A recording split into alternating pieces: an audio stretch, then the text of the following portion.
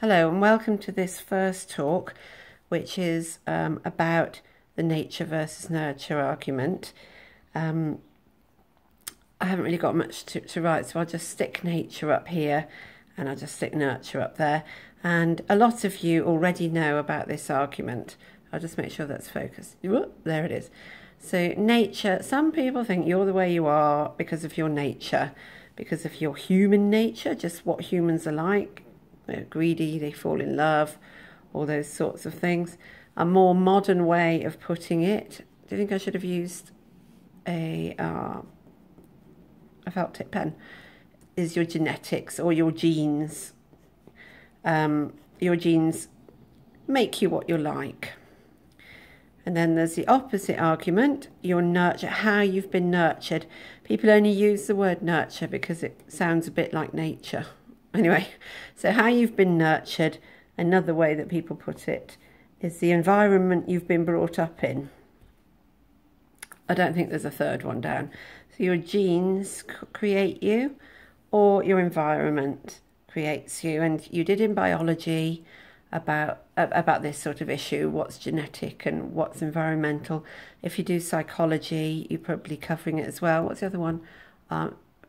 Philosophy, I know they like to talk about that. So it's a debate that a lot of people have found very interesting. And the other point about it is that most people sit on the fence, don't they? Most people think, oh, it's your genes a bit and then the environment you've been put in. Steve Jones, the eminent geneticist, says the vast majority of nearly everything is environmental, even being a gifted piano teacher. It's all about 15, I've made it up now, 10,000 hours of practice, 15,000 hours of practice. If you get enough practice, you can do it. He said that a lot of geneticists are much more interested in environmental factors than genetic factors. A very interesting area. So why on earth has it come up in English literature? Okay, believe it or not, yes, this is a person. It's not a gender-specific person. It's just a person. And some people think, oh, how can I do this? Their core is already laid down, and their core is human nature. And what that's the way it's maybe older theorists, they call that what your human nature is like, and that's what great writers tap into. Great writers show you your human nature. Shakespeare shows you human nature. Ancient classical writers like Aeschylus and Sophocles show you what human nature is essentially like, no matter what environment you are in. And then other people say, no, this is the environment. This is my attempt to draw the environment. So in your environment, you get subject to the media, adverts, your parents, peer pressure.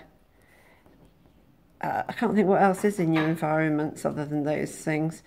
Cultural norms that have just been handed down for generations. That's a big one. And those are what creates you.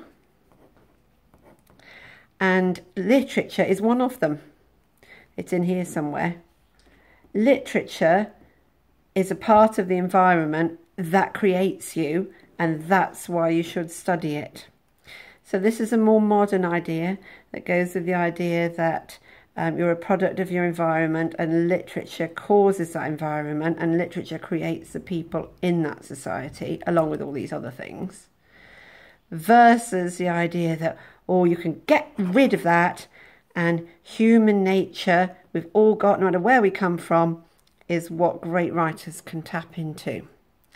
So you might want to have a think where you stand on the nature-nurture debate. Thank you.